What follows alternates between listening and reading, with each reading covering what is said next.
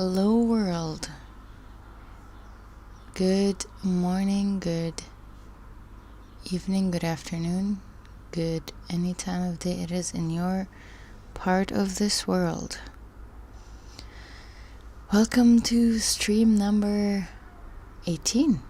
Yes, we are continuing our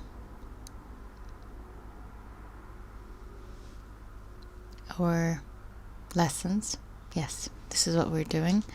Fast AI lessons.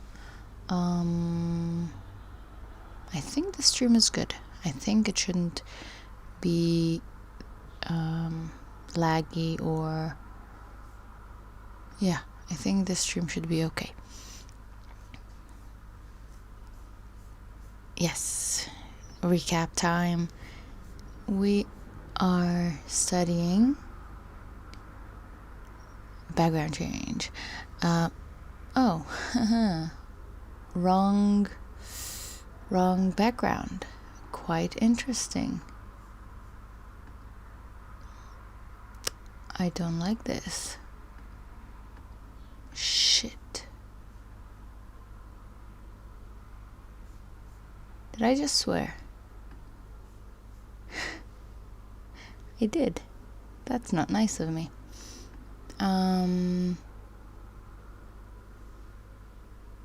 Good?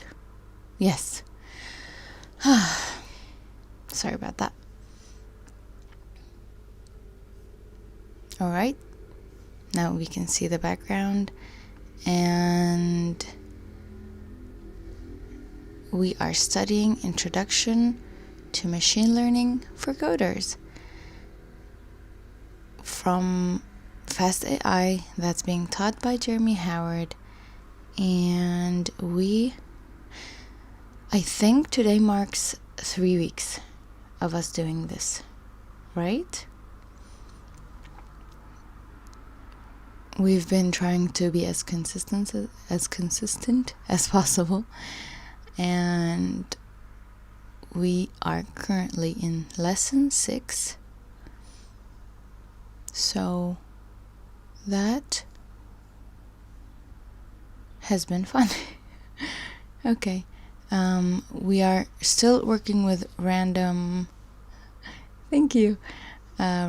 forests, and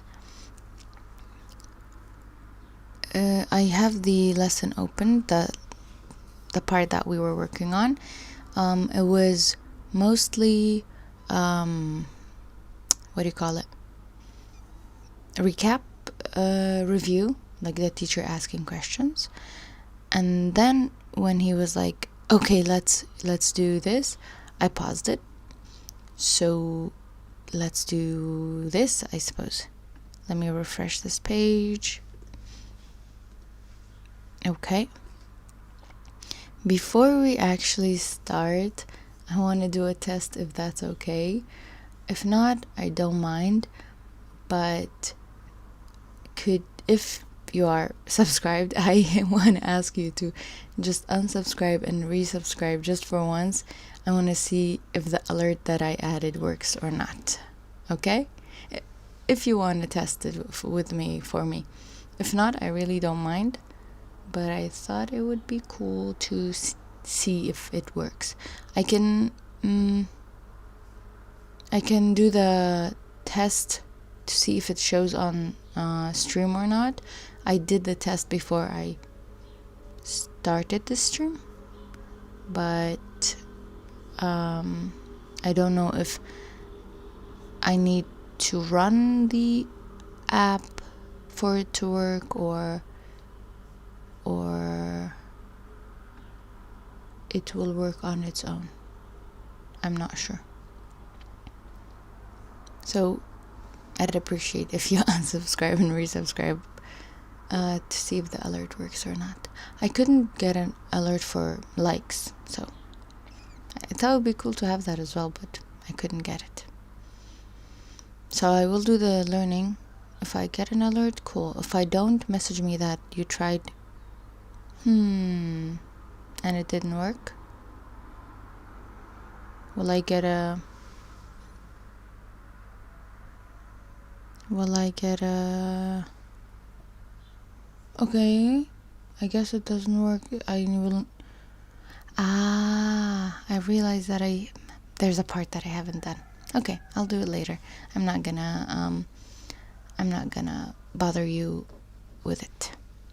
There's a part that I need to do. I think it's setting up the app on my laptop. Yeah. Anyway, sorry. I will need you to do that later or tomorrow maybe again. Okay. So now it didn't work. We'll get it to work later on. For now, the learning part. Yeah, we can do that. So I'm gonna play the video. So let's talk about extrapolation. And I am going to do something risky and dangerous, which is we're going to do some live coding. And the reason we're going to do some live coding is I want to explore extrapolation together with you, and I kind of also want to help give you a feel of, like how you might go about like writing code quickly in this notebook environment, right?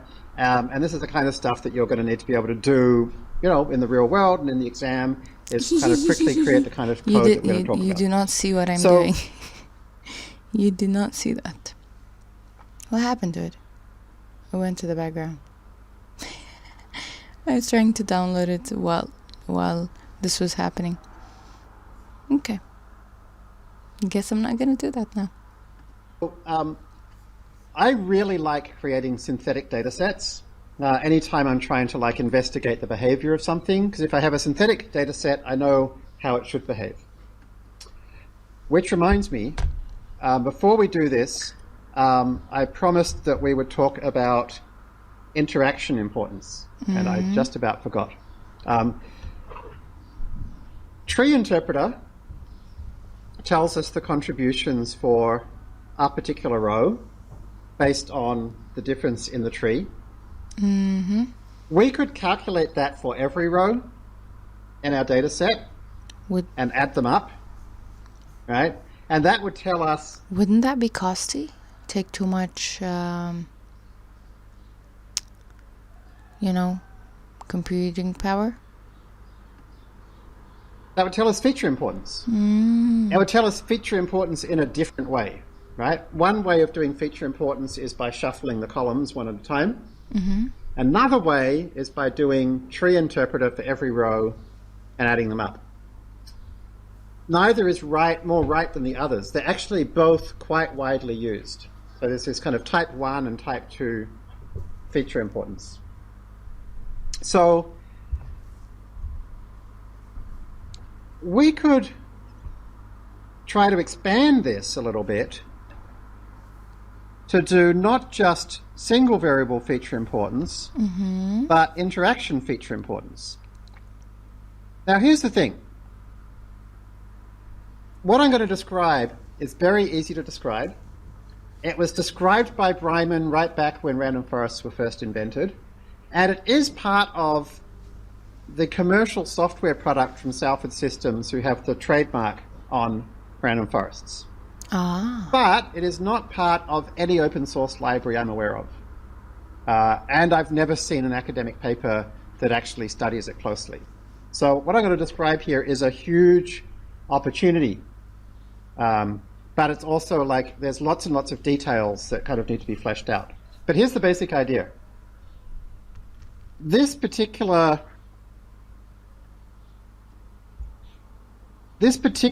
difference here, right, is not just because of year made, but because of a combination of year made and enclosure. Yes. Right? The fact that this is 9.7 is because... I don't know if you remember, but I actually had the same question of, wait, why are we, I think, subtracting in a way from the number before it? Why not from the original number, so that we know year made difference with the original number.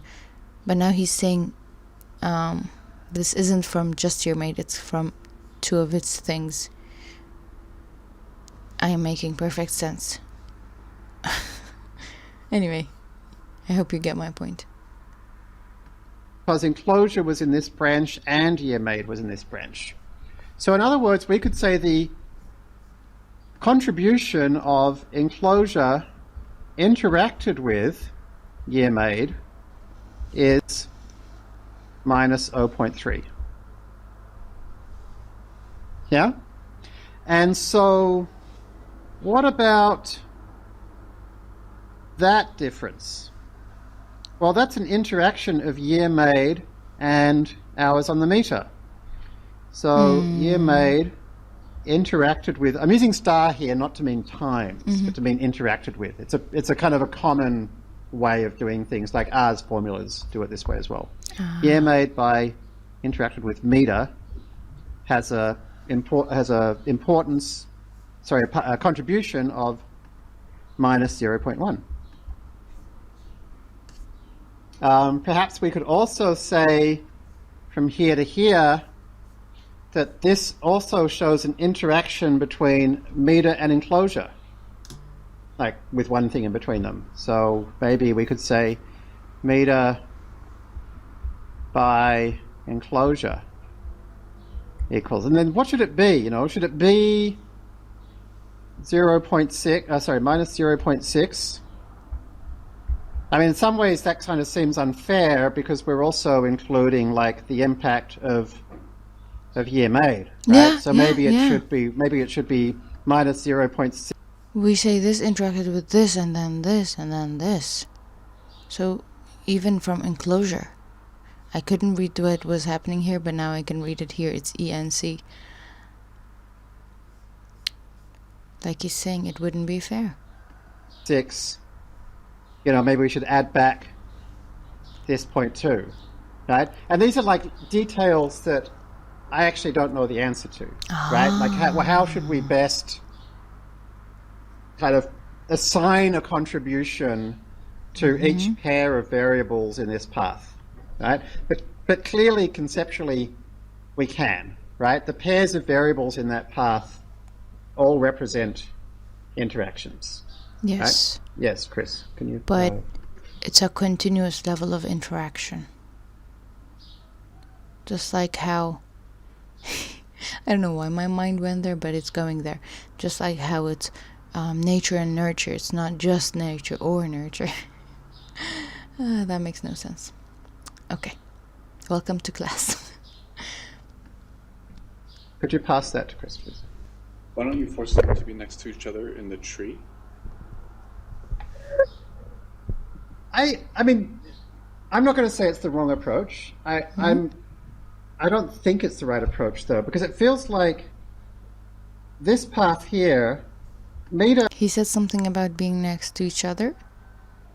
But I do have another question. Does it matter? I don't think it will. Does the order of the interaction matter? Because, like, at the end, we're summing it up. So I don't think it will. But it's still a question that I have. Like... and enclosure are interacting. So it seems recognizing that contribution is throwing away information. But I'm not... I had one of my staff at Kaggle actually do some R&D on this a few years ago, and they actually found, and I wasn't close enough to know how they dealt with these details, but they got it working pretty well. But unfortunately, it never saw the light of day as a software product. Did he say staff at Kaggle? My staff at Kaggle?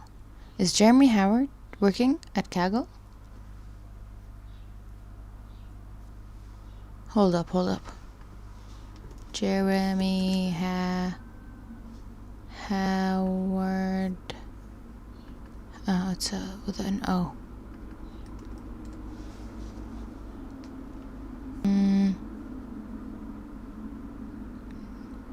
Yeah. I don't think he is, right?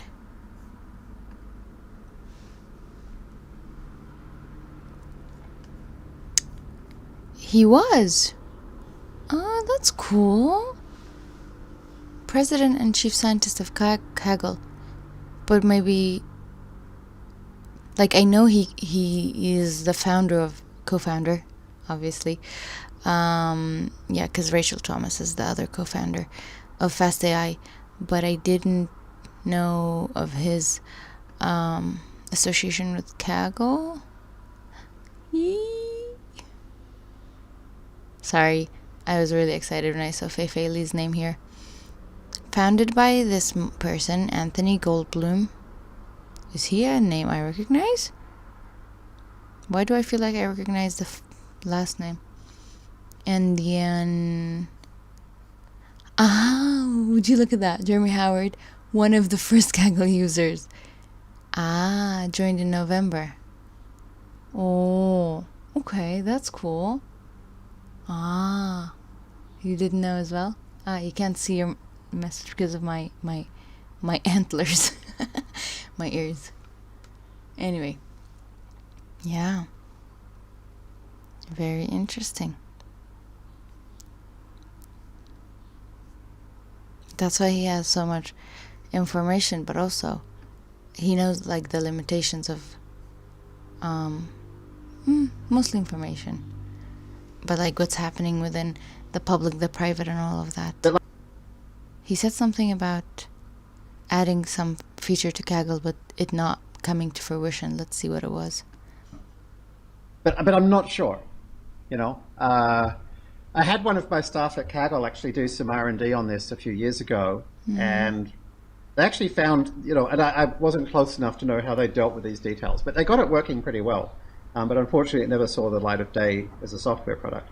But like, this is something which, maybe a group of you could get together and build, I mean, do some Googling to check, but I really don't think that there are any interaction feature importance parts of any open source library. Can you pass that back? Not a part of open source library. And then he also said not many research done. But I mean, this is 2018, so the world has changed. Hopefully, to the better.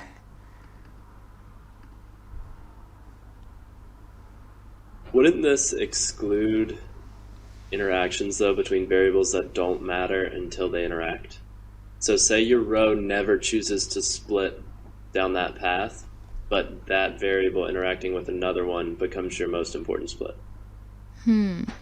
I don't think that happens, right? Because if there's an interaction that's important only because it's an interaction and not on a univariate basis, it will appear sometimes, assuming that you set max features to less than 1, and so therefore it will appear in some paths. What is meant by interaction here? Is it multiplication, ratio, addition? Interaction means appears on the same path through a tree. Like an interaction, in this case, the tree, there's an interaction between enclosure and year made, because we branch on enclosure and then we branch on year made. So to get to here, we have to have some specific value of enclosure and some specific value of year made. Oh, no wonder we are looking at the interaction that goes all the way down, because it's a tree. Okay. Sorry, my brain's kind of working on this right now. What if you went down the middle leaves between the two things you were trying to observe, and you could just sort of and you would also take into account what the final measure is. So, I mean, if we extend the tree downwards, you'd have many measures, both of like the two things you're trying to look at and also the in-between steps. There seems to be a way to like average information out in between them. There could be. So I think what we should do is talk about this on the forum. I think this is fascinating, and I hope we build something great.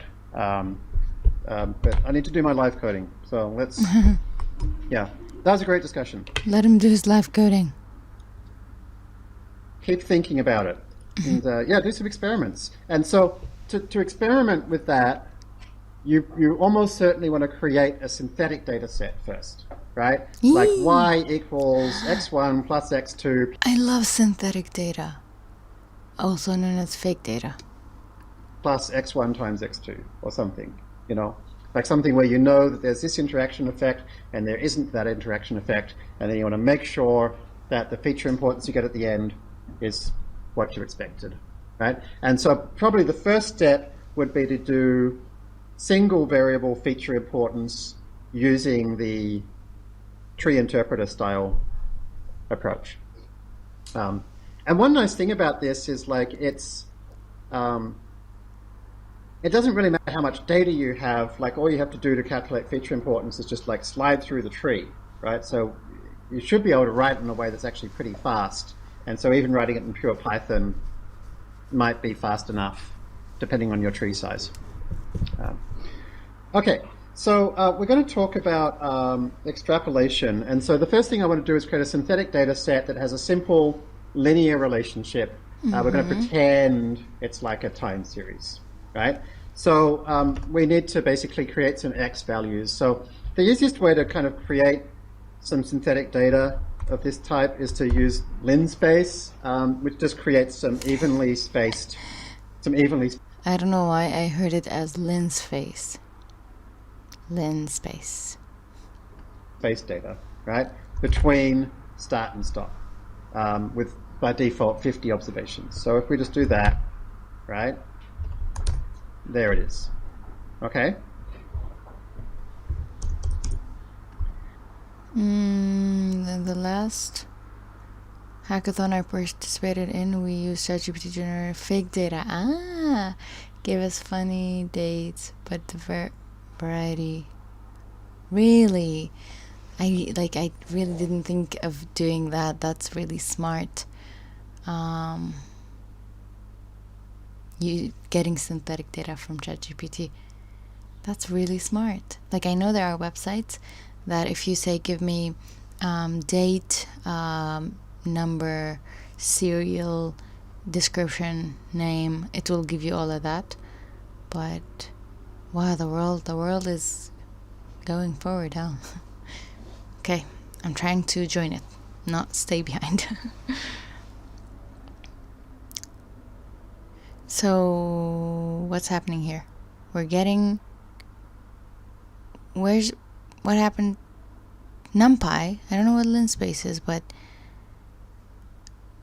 0 to 1 with the right prompt you can get data you need in the format you ask for. Yeah, that's really cool. I'm guessing like JSON would be pretty easy.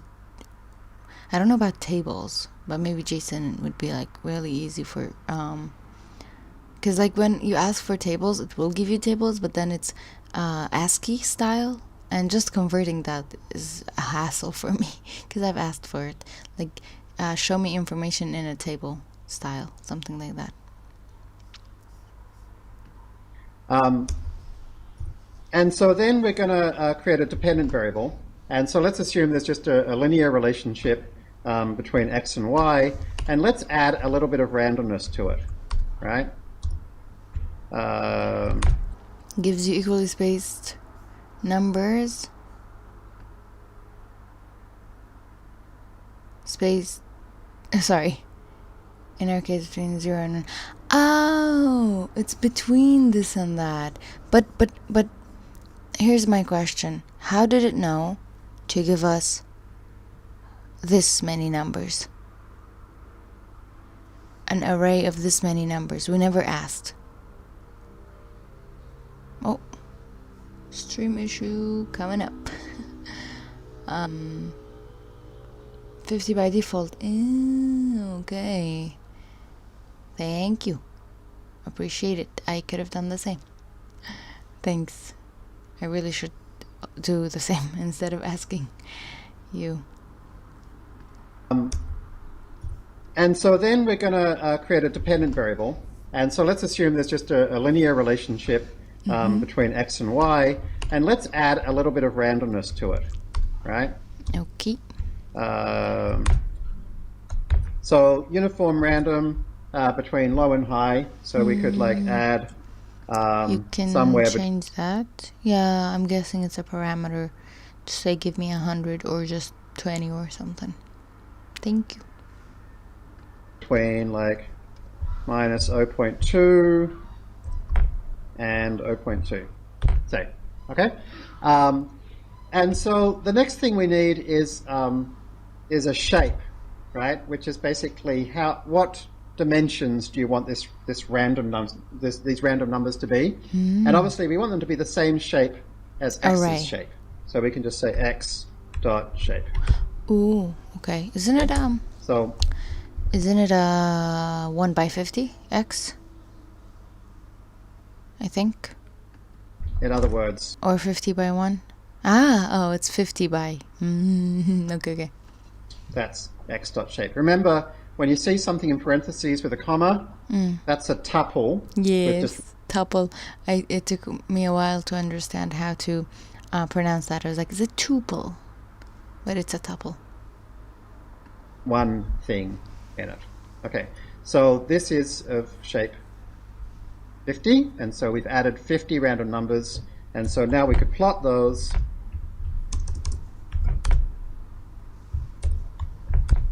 Okay, so shift tab, x comma y. All right. There is a relationship, as we can see. Is this PLT from sklearn? Because we just wrote plot and a plot, emerged. So there's our data. Okay. So for when you're both working as a data scientist or for doing your exams in this course, you need to be able to quickly whip up a data set like that, throw it up on a plot without thinking too much. Okay? And as you can see, you don't have to really remember much, if anything. You just have to know how to hit shift tab to check the names of the parameters. And everything in the exam will be open book, open internet, so you can always Google for something to try and find. Plot is an alias for.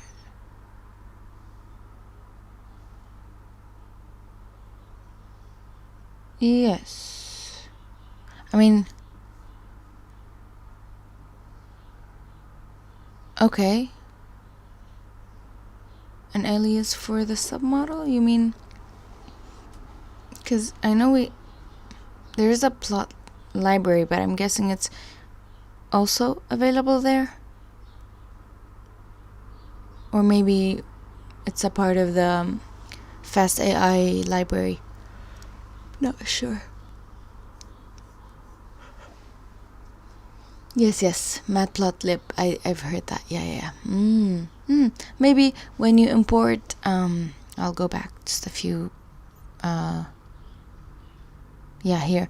Maybe it's fast.ai import, so it's importing everything for you, and I'm guessing matplotlib is part of that. Really remember much, and everything in the exam will be open book, open internet, so you can always Google for something to try and find linspace if you forgot what it's called. All right, so let's assume that's our data, right? And so we're now going to random forest model, and what I want to do is build a random forest model that kind of acts as if this is a time series. So I'm going to take this as a training set, right? I'm going to take this as our validation or test set, just like we did in groceries or bulldozers or whatever. Okay. So we can use exactly the same kind of code that we used in split vals, right? So we can basically say x train, comma, x val equals x up to 40, comma, x. Apparently yeah. Yep. Especially there's a thing called fast.ai import, so it's probably importing all the important libraries for you. That's pretty cool. From 40. Okay, so that just splits it into the first 40 versus the last 10, right? Oh, I was like, wait, 40 here, 40 there? That's 80. We don't have that. We only have 50, but yeah. So training and validation, not value. Mostly val on my side stands for value, but here it stands for validation. And so we can do the same thing for y.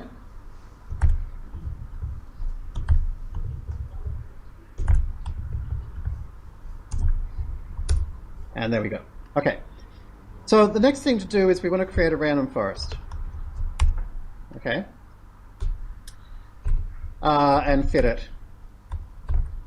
And that's going to require x's and y's. All right. Now, that's actually going to give an error. And the reason why is that it expects x to be a matrix, not a vector, because it expects x to have a number of columns of data. All right.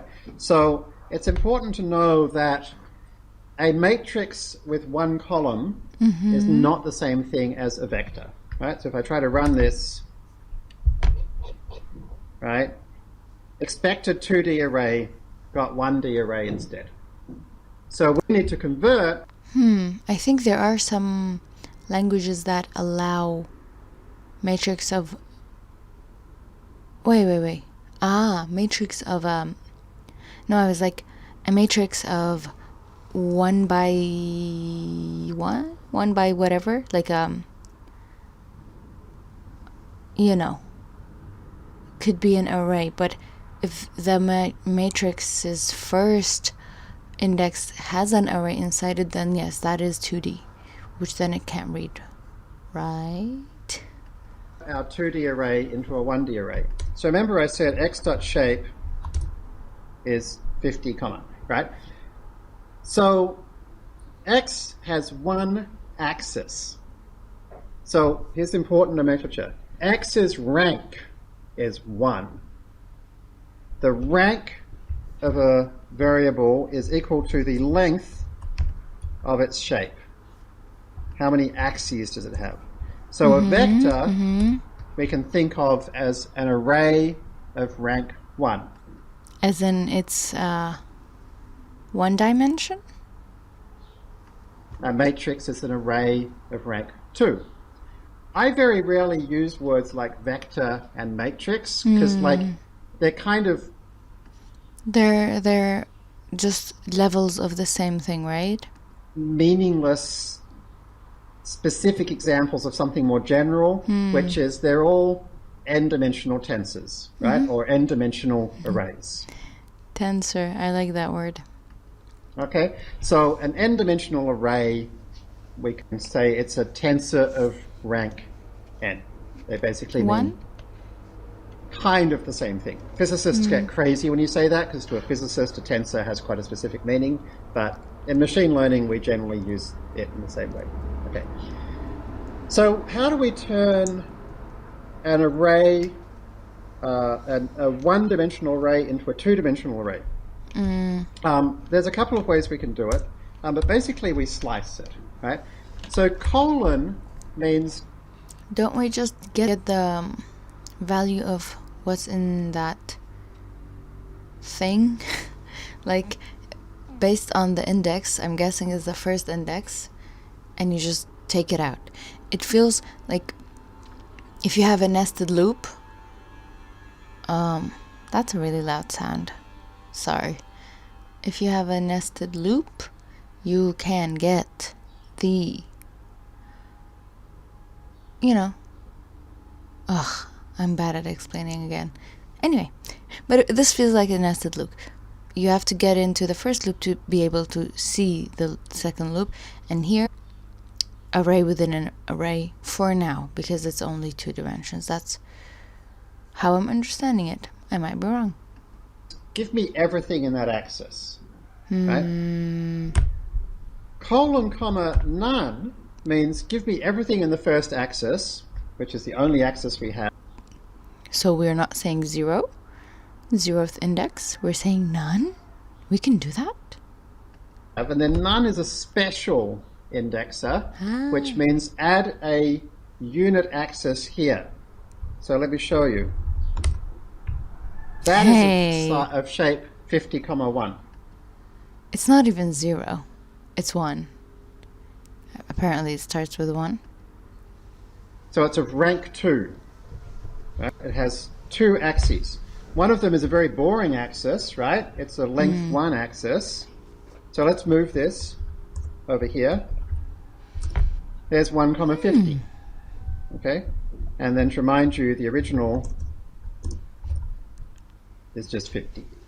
Right? So you can see I can put none as a special indexer to introduce a new unit axis there. Okay, so this thing has 1 row and 50 columns. This thing has 50 rows and 1 column. Is that normal? Like, how can one array change its shape based on the way you're calling it? Is it fluid? I have a hard time understanding this one. So that's what we want, right? We want 50 rows and 1 column. This kind of playing around with ranks and dimensions is going to become increasingly important in this course and in the deep learning course, right? So I'll spend a lot of time slicing with none, slicing with other things, try to create 3-dimensional, 4-dimensional tensors and so forth. I'll show you a trick. I'll show you 2 tricks. The first is you never ever need to write comma colon. It's always assumed. So if I delete that, this is exactly the same thing. Okay? And you'll see that in code all the time, so you need to recognize it. The second trick is this is adding an axis in the 2nd dimension, right? Or I guess the index 1 dimension. What if I always want to put it in the last dimension, right? And like often our tensors change dimensions without us looking, because like you went from a 1-channel image to a 3-channel image, or you went from a single image to a mini batch of images. Like suddenly you get new dimensions appearing. So to make things general, I would say this, dot, dot, dot. Dot, dot, dot means as many dimensions as you need to fill this up. Okay, and so in this case, it's exactly the same thing, but I would always try to write it that way because it means it's going to continue to work as I get, higher dimensional tensors. All right. Okay. So in this case, I want 50. But isn't the colon supposed to do the same? You're not specifying anything, statically. Rows in 1 column. So I'll call that, say, x1. Okay. So let's now use that here. And so this is now a 2D array. And so I can create my... Did we just turn a 1D array into a 2D array, or did we do the reverse of that?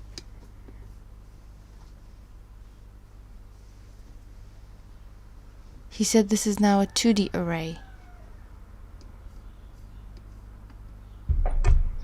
Random forest. Okay. So then I could plot that. And this is where you're going to have to turn your brains on, because the folks this morning got this very quickly. Okay, turn your brains on. It was off until now. Which was super impressive. I'm going to plot y train against m.predict x train. Okay, before I hit go,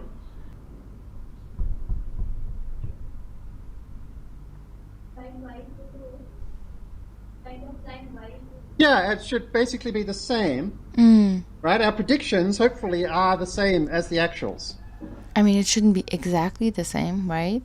But it should follow the line of the other prediction, like a straight line we saw. 1 to 2, I think, huh? So I thought we were going down. My bad. So this should fall on a line. But there's some randomness, so it won't quite. I should have used scatterplot. Okay? Right. So that's cool. Right. That was the easy one. Oh. Let's now do the hard one. The fun one. Validation? What's that going to look like? Same.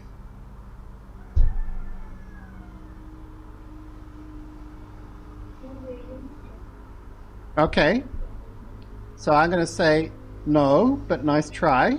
It's like, hey, we're extrapolating to the validation. That's what I'd like it to look like, but that's not what it is going to look like.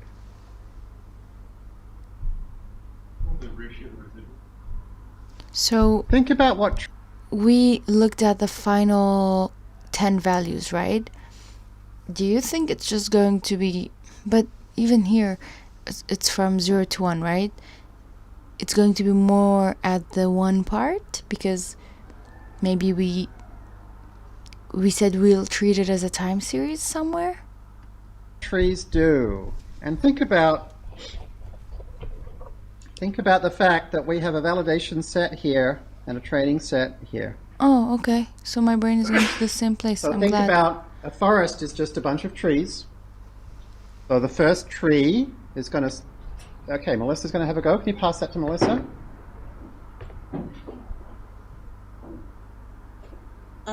Will it start grouping the dots? Yeah, that's what it does. Okay, but let's think about how it groups the dots. So, yeah, Tim. I'm guessing since all the new data is actually outside of the original scope, it's all going to be basically the same. It's like one huge group. Yeah, right. So, like we make it like forget the forest. Let's create one tree, right? So we're probably going to split somewhere around here first, and then we're going to probably split somewhere around here. And then we're going to split somewhere around here and somewhere around here, right? Okay. And so our final split is here, right? Mm-hmm. So our prediction, when we say, okay, let's take this one.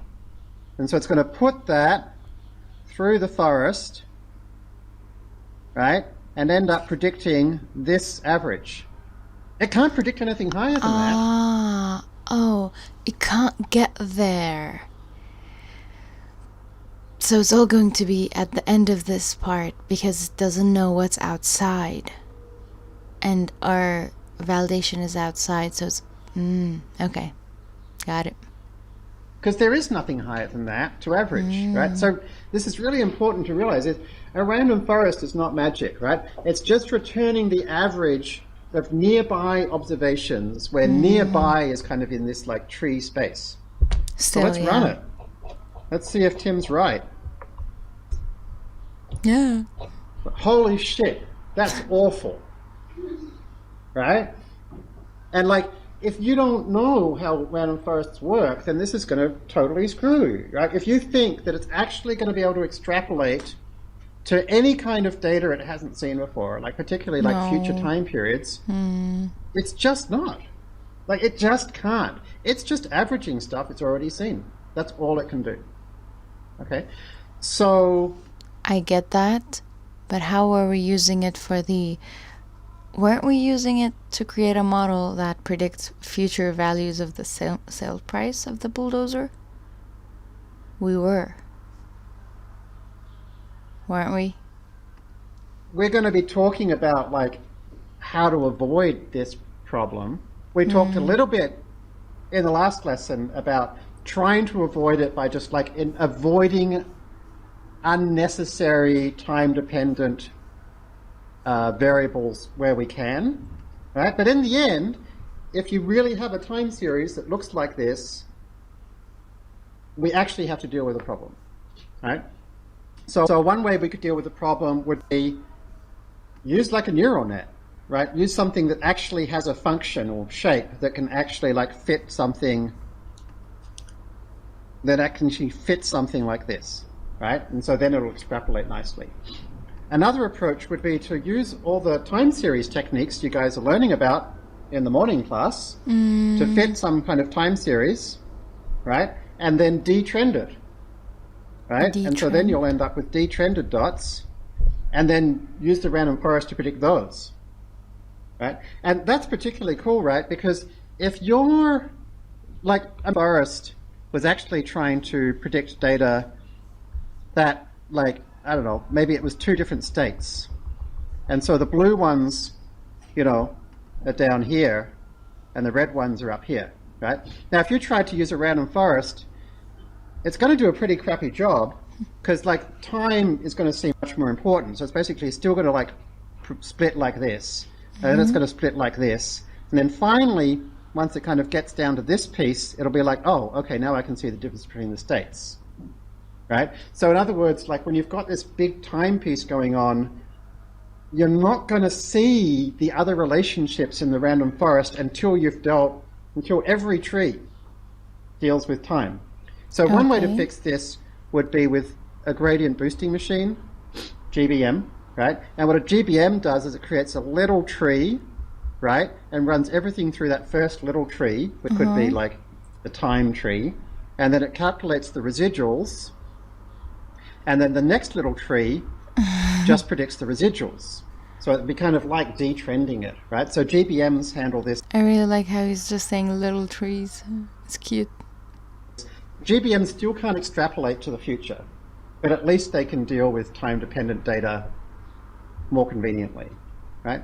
So we're going to be talking about this quite a lot more over the next couple of weeks, right? And in the end, the solution is going to be just use neural nets, right? But for now, using some kind of time series analysis, detrend it, and then use a random forest on that isn't a bad technique at all. And if you're playing around with something like the Ecuador groceries competition, that would be a really good thing to fiddle around with. All right, see you next time. Thank you. So that was lesson 6. Hold on. Something like the Ecuador groceries. Okay, he was creating something new. It wasn't titled. Yay. No, this is a big tree. I don't think that's a little tree. What is that? What is that? Is that a little tree? Or is that like...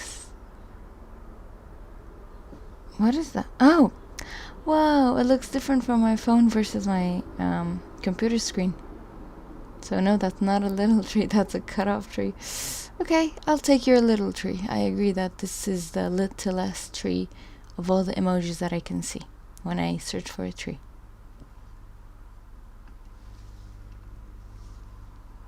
These are all the tree emojis that are coming up, even though I can't really call the last one a tree.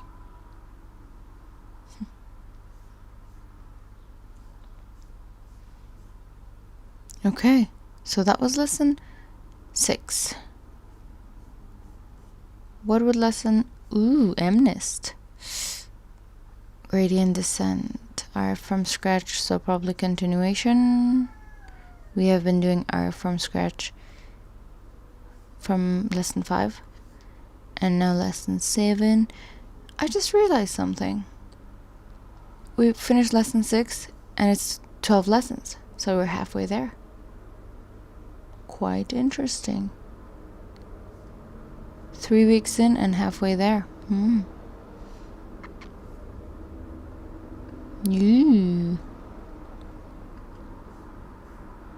I mean, it says it will take 12 weeks. I'm like, let's not take 12 weeks. Yeah, that doesn't mean we're understanding to the level of the students there, but we're trying. Okay. I don't know if there's a... I'm not going to start lesson 7, FYI, but I am going to click it and see if there's hold up, let me go back to lesson 6. Wait, is the internet really that bad that it can't streaming? Anyway, finish up the from scratch part, and then I wanted to go to the notes. The second one should be faster. You'll pick up the bits you don't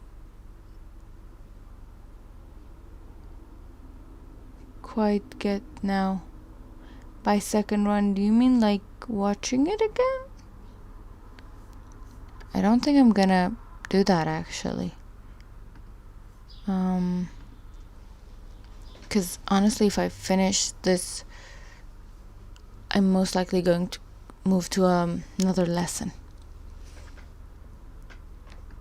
So the wiki page, I'm gonna just see if there's a notebook for lesson notes or notebook. Not notes, no. So take me there. Oh, that's cool.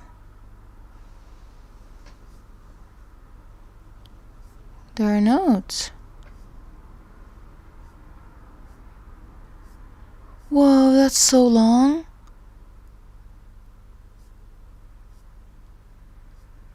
Wow.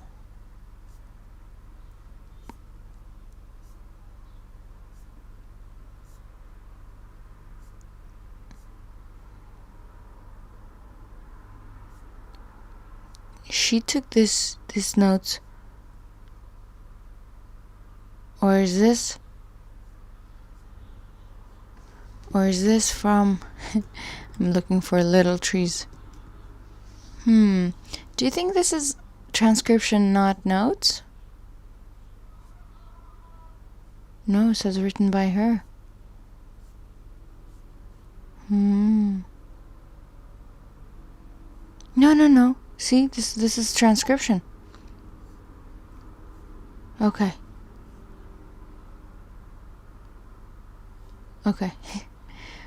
Now I'm going to lesson 7's wiki and see if there is a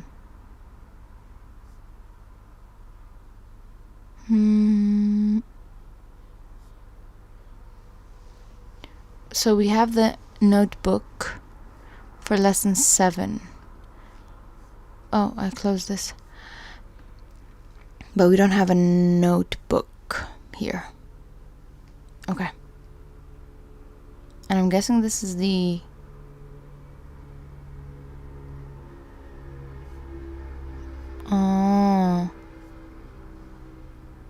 is this?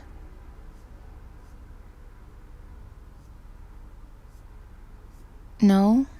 Okay. Data products. I'm going to bore you, so you can leave if you like, but I'm going to dig into this one just a bit, because it feels quite interesting. Oh my god, it's from 2012. Wow.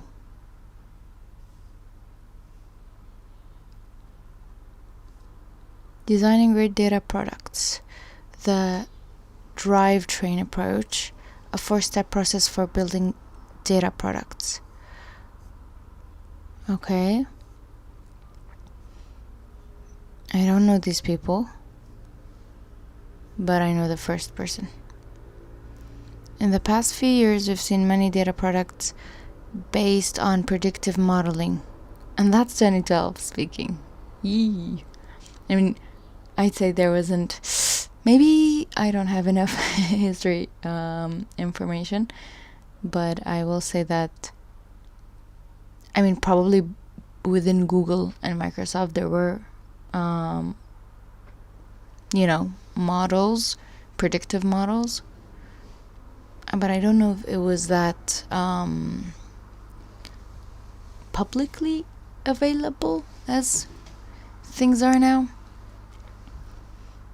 These products range from weather forecasting. Obviously, we've had weather forecasting as long as there's been weather.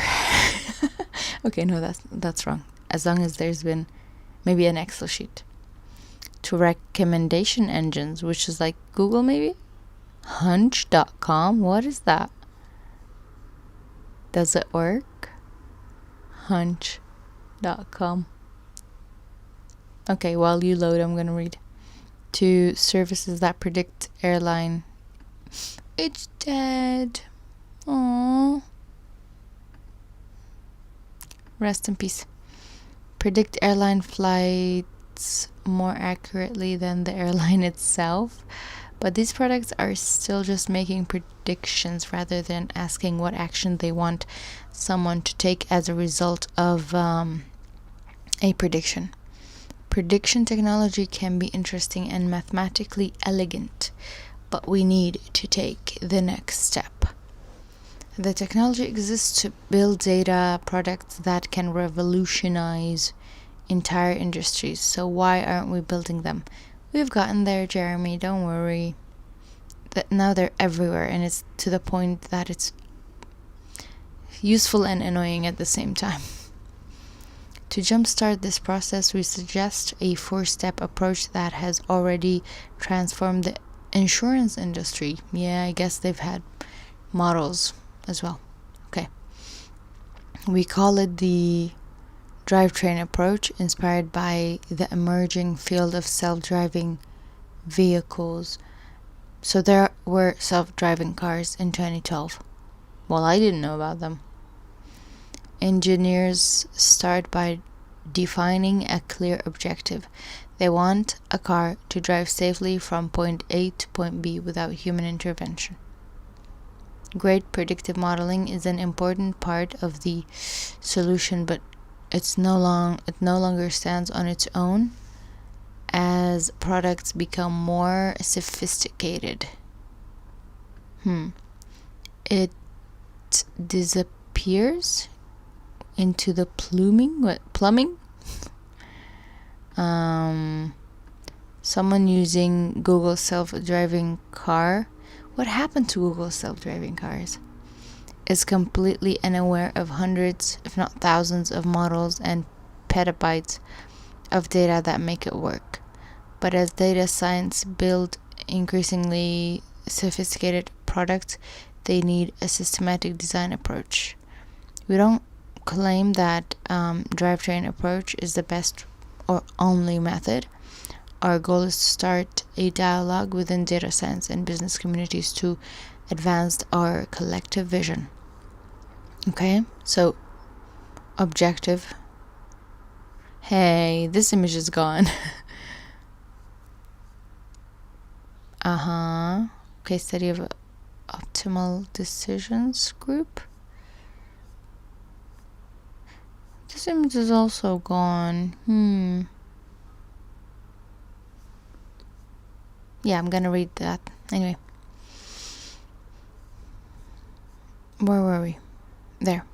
Objective-based data products. We are entering the era of data as drivetrain, where we use data not just to generate more data in form of predictions, but we use data to produce actionable outcomes. That is the goal of the data-driven approach. Best way to illustrate this process is familiar data product search engines. Back in 97, Alta Vista was king of algorithmic search world. I don't know about them. While their models were good at finding relevant websites, the answer the user was most interested in was often buried on page 100, as if anyone goes there, of the search results. Then Google came along and transformed online search by beginning with a simple question: what's the user's main objective in typing a search query? Google realized that the objective was to show the most relevant search results. What was Alta Vista doing? For other companies, it might be increasing products, improving customer experience, finding the best path for a robot, or balancing the load in a data center. Once we have a specified goal, the second step is to specify what inputs of the system we can control. The lever, I don't know. We can pull to influence the final outcome. In Google's case, they could control the ranking of the search results. The third step was to consider what new data they would need to produce such ranking. They realized that the implicit information regarding which page linked to which other page could be used for this purpose. Only after these first 3 steps we begin thinking about building the predictive models. Okay, understand your data then. Okay. Our objective and available levers what data we already have and what additional data we will okay, brain is tired. Need to collect, determine the models we can build. The models will take both levers and any uncontrollable variable as their input. The output from the models can be combined to predict the final state of our objective. Step 4 of the drivetrain approach for Google is now part of tech history. Larry Page and Sergey Brin invented the graph. I knew that it was their master's thesis. I don't know if they turned their research into a product. That's the whole thing, which is really cool. Traversal algorithm PageRank, and built an engine on top of it that revolutionized search. But you don't have to invent the next PageRank to build a great data product. We will show a systematic approach to step 4 that doesn't quite require a PhD in computer science. But I mean, if you want to get a PhD, we're not stopping you. The model assembly line, a case study of optimal decision group. Give me a second to drink some water and also do something that I need you not to see my screen while I'm doing it. Did I do it? Oh, it's happening.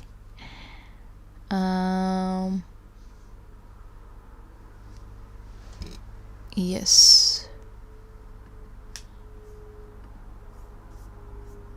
Oh. You guys should also drink some water.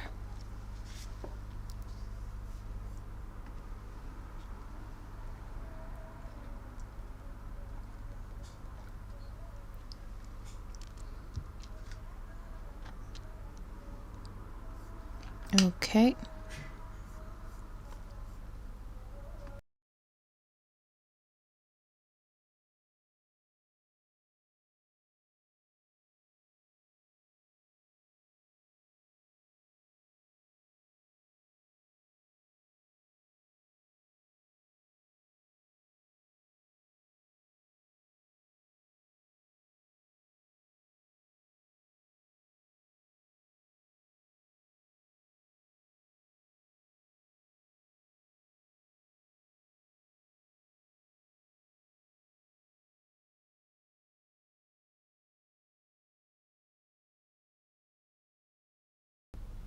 Yep. Hello.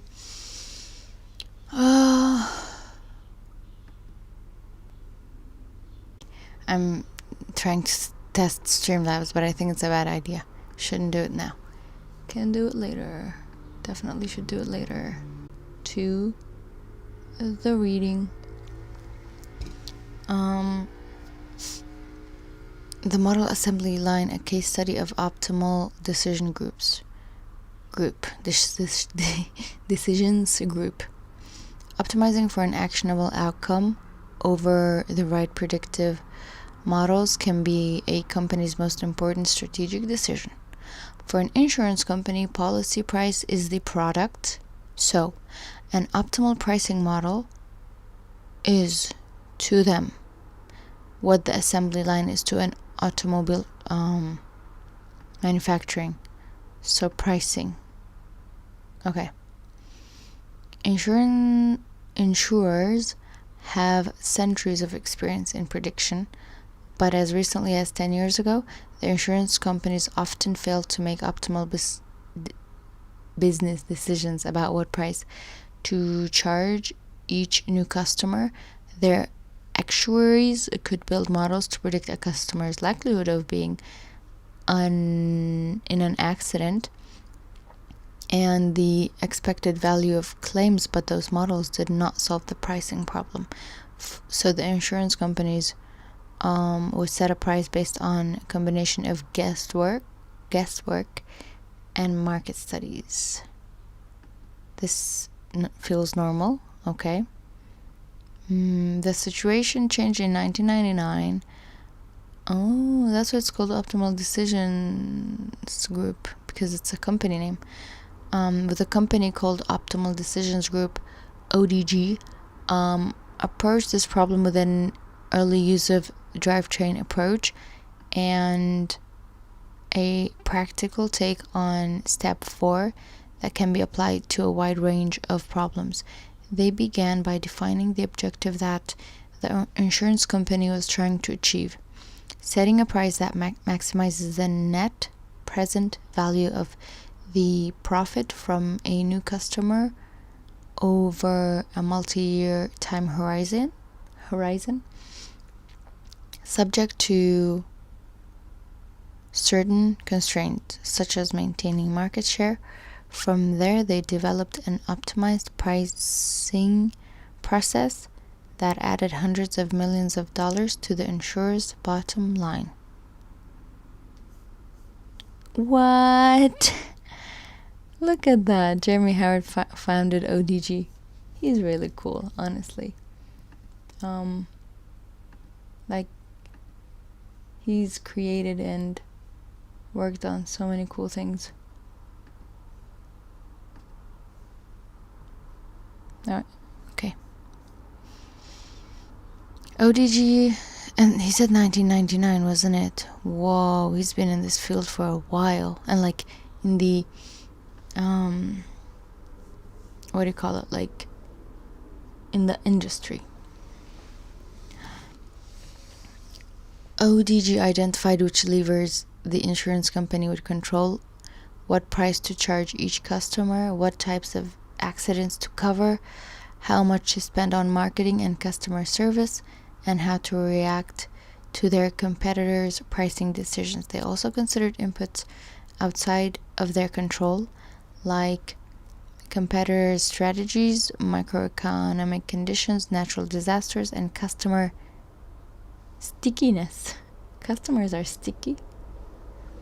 They considered what additional data they would need to predict a customer's reaction to change in price. It was necessary to build this data set by randomly charging. This is scary. Randomly changing, anyway, the price of hundreds of thousands of policies over many months.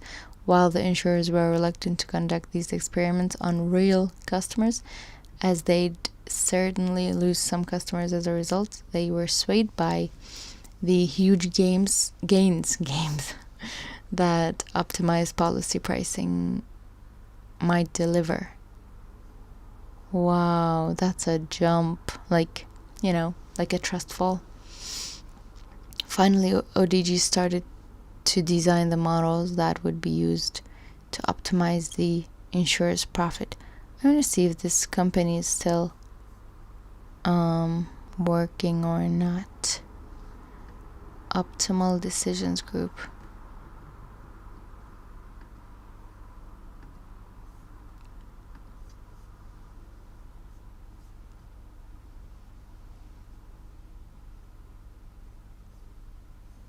Okay. The first component of ODG's modeler.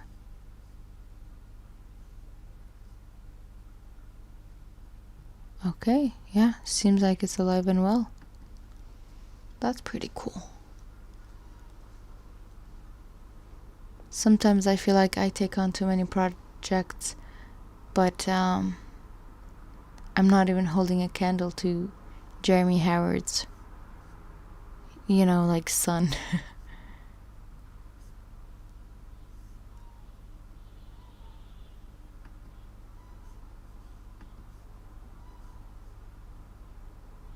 It says .uk. Is this not Jeremy Howard's Optimal Decision Group?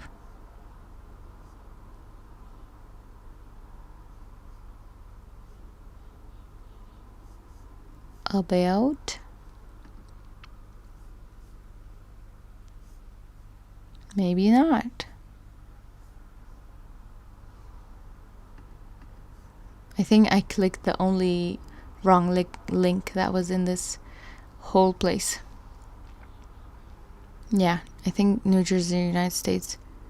LLC. Oh, it was acquired. Very interesting. Yep, Jeremy Howard, here he is. And it's made on a Mac. Wait, is it still alive? Hopefully. Anyway. The first component of ODG's model was a model of price elasticity, the probability that a customer will accept a given price for new policies and renewals. The price elasticity model is a curve of price versus the probability of the customer accepting the policy conditional on that price. Okay, I'm gonna read that again because it didn't get to my brain. Is a curve of price versus the the price and whether the customer wants it or not. This curve moves from almost certain acceptance at very low prices to almost never at high prices.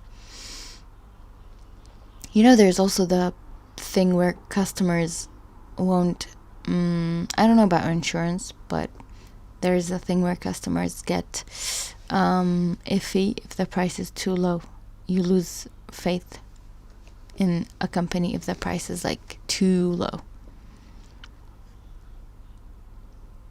The second component of ODG's modeler related to related price to the insurance company's profits, conditional on the customer accepting this price. The profit for a very low price will be in the red by the value of expected claims in the first year plus any overhead for acquiring and servicing new customer. Multiplying these two curves created final curve that shows price versus expected profit. We have a figure below, which I'm guessing it's no longer there. The final curve has a clearly identifiable local maximum that represents the best price to charge a customer for the first year.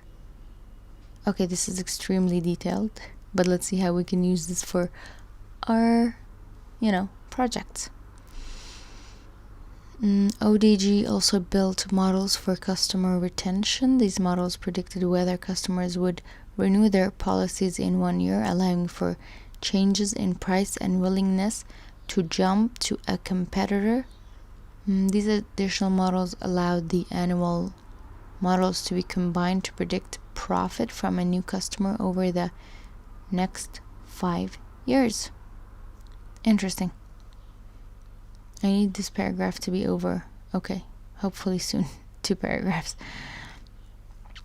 This new suite of models is not a final answer because it only identifies the outcome for a given set of inputs. The next scene on the assembly line is a simulator. What happens next? Okay.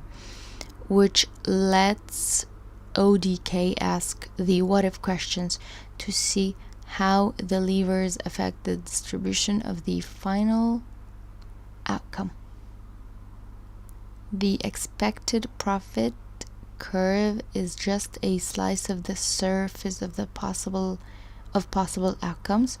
To build that entire surface, the simulator runs the model over a wide range of inputs. The operator can adjust the input levers to answer specific questions like what will happen if our company offers the customer a low teaser price in 1 year but then raises the premium in 2. They can also explore how the distribution of profit is shaped by inputs outside of insurer's control. Like, what if the economy crashes and customers lose their jobs? What if there's a pandemic? You never know. What if a 100-year flood hits his home? I mean, it wasn't funny, but yeah, it's a big what if. But floods have become far more common, sadly. Why does it feel like 2012 was really long? Like, it was 11 years ago. If a new competitor enters the market of our company and our company does not react, what will be the impact on our bottom line? Because the simulation is a per price policy level, the insurer can view the impact of a given set of price changes on revenue, market share, and other metrics over time. The simulator's result is fed into an optimizer. Okay, there's another step, which takes the surface of possible outcomes and identifies the highest point. The optimizer not only finds the best outcomes, it can also identify catastrophic outcomes and show how to avoid them. There are many different optimization techniques to choose from. Sidebar below. If I click that, what happens? Nothing. Cool. Because this is old. But it is well understood field with robust and accessible solutions. The ODG's competitors use different techniques to find an optimal price, but they are shipping the same overall data product. Different techniques. What matters is that using a data train, I keep wanting to say data driven, but it's drivetrain. Okay. Approach. Combined with a model assembly line bridges the gap between predictive models and actionable outcomes. Irfan Ahmed? Whoa, that's a name. Of cloud physics provide a good taxonomy of predictive modeling that describes the entire assembly line process.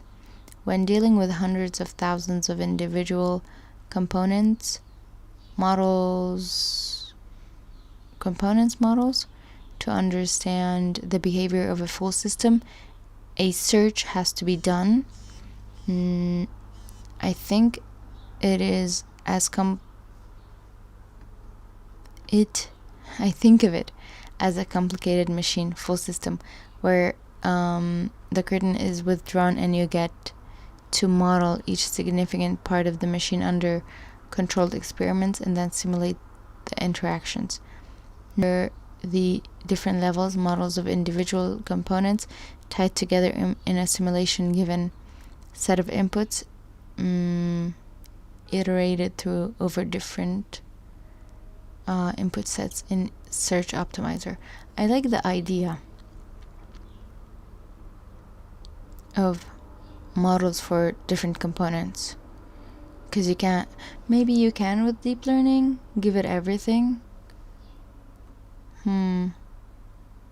Recommender systems. Oh, Amazon. I think he gave this. Let's see, 3 physical data products. This is a long. I really want to read it, but it's too long. I'm gonna check the recommender system because I am curious, but I may.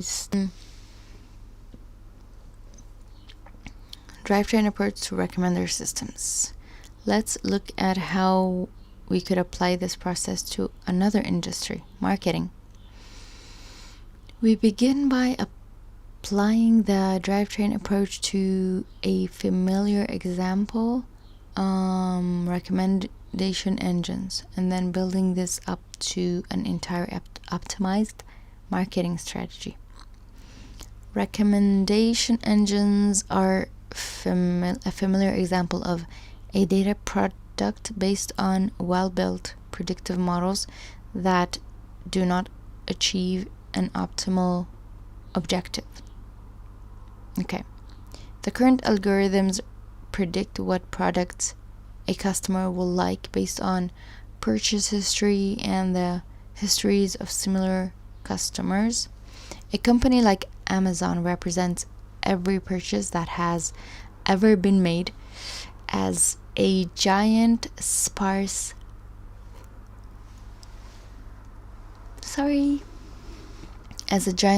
matrix with customers as the row and products as the columns. Wait, that information is available? How do they know that? Once they have the data in this format, data scientists apply some form of collaborative filtering to fill in the matrix. For example, if a customer A buys products 1 and 10 and customer B buys 1, 2, 4, and 10, the engine will recommend that A buy 2 and 4.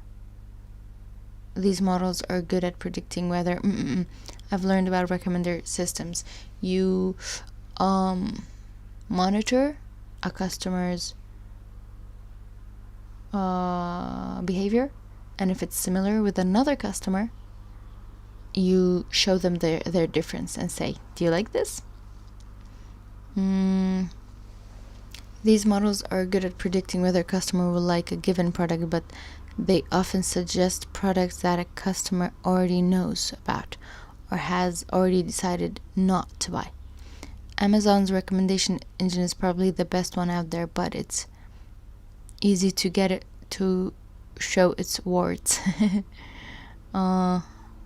Here's a screenshot of the customer who bought this item, also bought feed, on Amazon search from the latest book in Terry Pratchett's Discworld series. So you see that every recommendation is of Terry Pratchett, which, okay, great. These are other Terry Pratchett books, but we heard Jeremy Harrod say, why not introduce a new author like Neil Gaiman or Douglas Adams. All of the recommendations are for other books in the same series, but it's a good assumption that a customer who searched for Terry Pratchett is already aware of these books. There may be some unexpected recommendation on page 2 through 14 of the feed. What do you mean? How many pages are there? But how many customers are going to bother clicking through? Literally no one. I mean, I don't know, maybe 1%. Instead, let's design and improve the recommended train approach, starting by considering our objective. Okay, have an objective. The objective of a recommendation engine is to drive additional sale by surpassing and delighting the customer with books he or she would not have purchased without the recommendation. What we would really like to do is emulate the experience of Mark Johnson, CEO of ZEPETO, who gave a perfect example of what a customer's recommendation experience should be like in a recent TOC talk. What's a TOC? He went into Strand bookstore. Oh, so he actually talked about books in New York City and asked for a book similar to Toni Morrison's beloved. The girl behind the counter recommended William Faulkner's whatever that Absalom? No, Absalom. Okay, I can read Absalom on Amazon. The top results for a familiar query leads to another book by Toni Morrison and several books by well-known female authors of color. The Strand bookseller made a brilliant but far-fetched recommendation, probably based more of the character of Morrison's writing than superficial familiarities between Morrison and other authors. She cut through the chaff of the obvious to make a recommendation that will send the customer home with a new book and returning to the Strand again and again in the future. Okay, so apparently humans are good at this. It's not to say that Amazon's recommendation engine could not have made the same connection. The problem is that this helpful recommendation will be buried far down the recommendation feed beneath books that have more obvious similarities to beloved. The objective is to escape a recommendation bubble, obviously, filter bubble, a term which was really originally coined by Eli Pariser to describe the tendency of personalized news feeds to only display articles that are blatantly popular or further confirm readers' existing bias. I didn't know. We talk about these bubbles. The filter bubble. That's cool. This guy's young.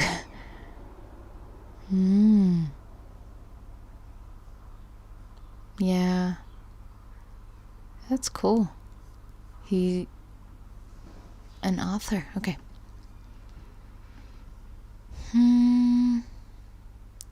As with the Alta Vista Google example, the lever a bookseller can control is the ranking of the recommendation.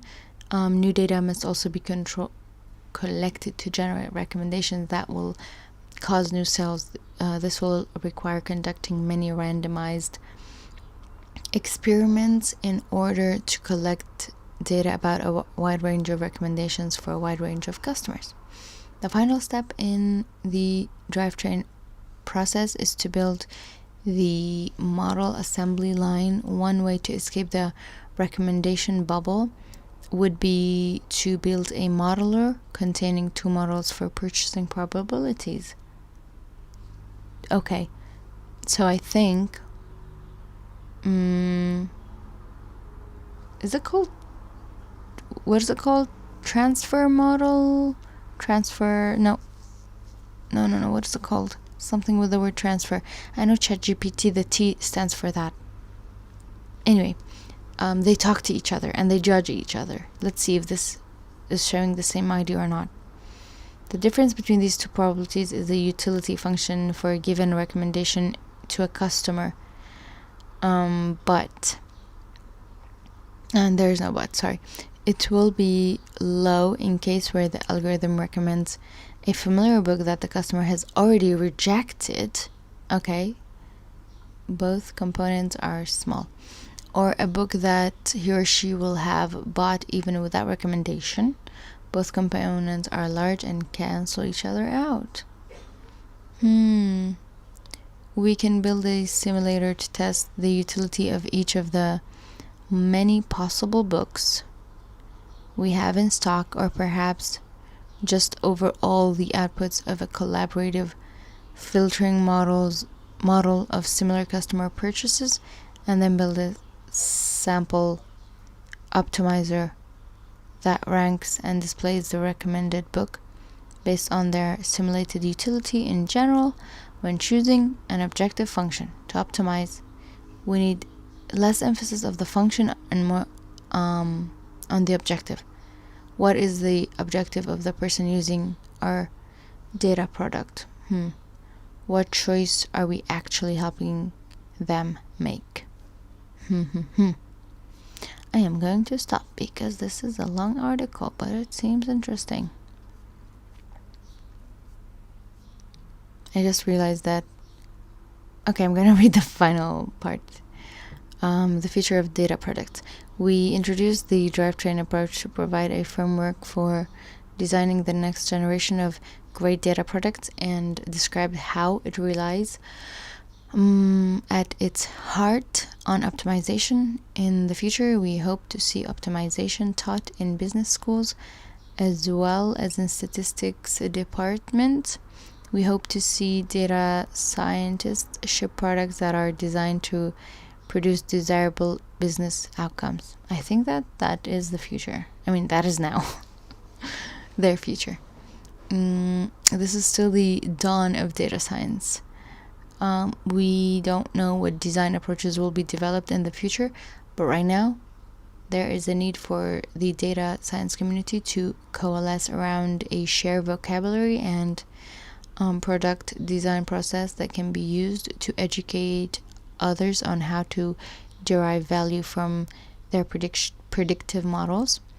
If we don't do this, we will find that our models only use data to create more data rather than using data to create actions and transform lives.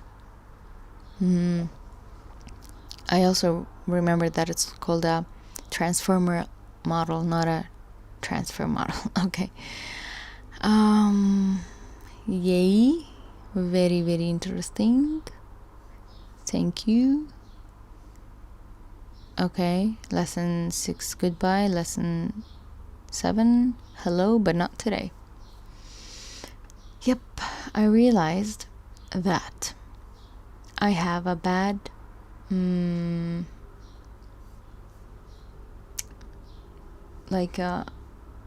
attention span. That's what it's called. And now I'm worried about my future self who might be a PhD student. We're not sure yet, and that is making me more nervous. Yeah.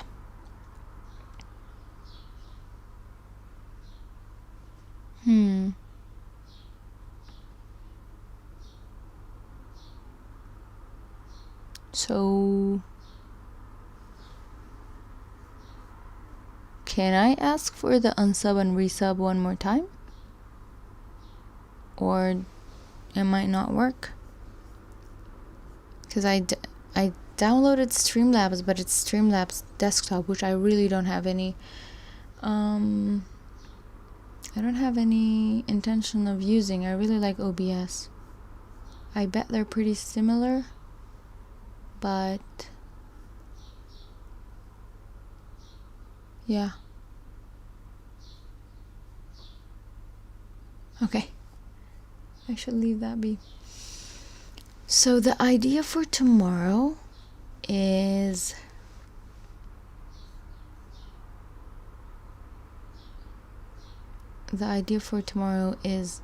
actually doing Kaggle things, which is terrifying, but I think I'm going to thank you. I don't know if it will work or not, so no promises. Yeah, plan for tomorrow is to try Kaggle. I don't even know what I'm gonna do. It might still be another starter run. Thank you. I guess it is not set. I'm sorry. Yeah. So I'm gonna show you what it should look like, because I bothered you twice.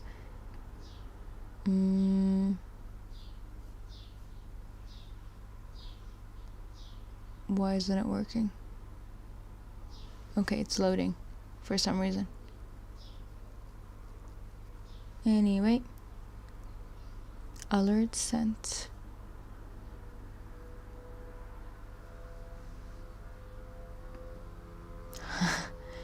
Okay, but I have the alert on. Like, if I show you one thing, you'll see nothing for a second.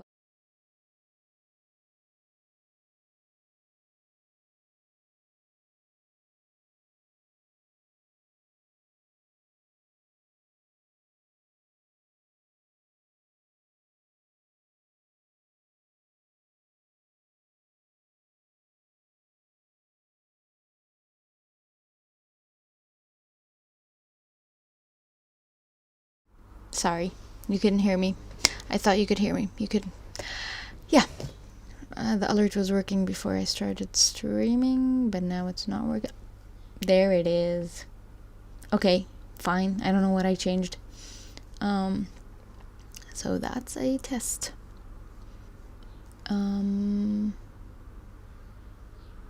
Yeah,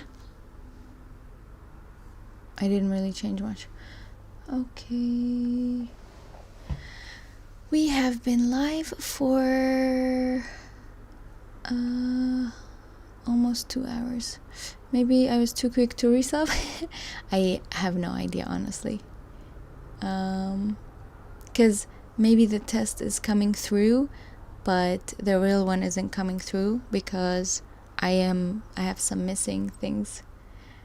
Yeah, it is nice. I like alerts and things. There are a lot of features like super chat, stuff like that. Subscriber, member, super chat, donation. I see just that many, and there's merch and stuff, but that's not gonna happen. Yeah, I thought, yeah, anyway, we have a long way to go. Yeah, so thank you for being here. Sorry for boring you, maybe not, I don't know. I found it interesting. I found the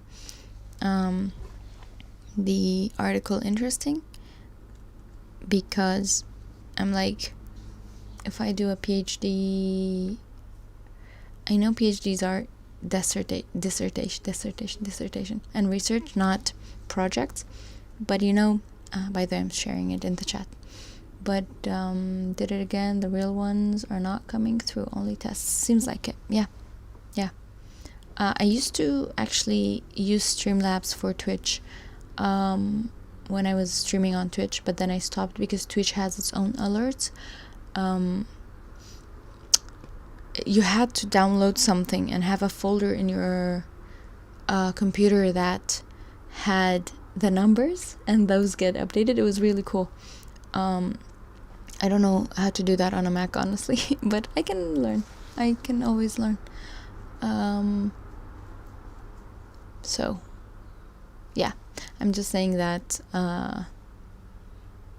this is interesting because the idea of turning research into a product is quite compelling and interesting. So yeah, that's why I found this more interesting than maybe someone who is not interested in that. So thank you for today. I am scared of what tomorrow will bring, but I hope good things. And now you can start your Jum'ah with in khair, And inshallah, if all goes well, see you tomorrow. Thank you for being here, and yeah, I am going to end the stream. Okay, that's all. In 10, if there's anything else, you can let me know. Otherwise, thank you. 9, 8, 7, 6, 5, 4, 3. There seems to be something wrong with the internet. 3, 2, and 1. Let's blast off and start this lovely Friday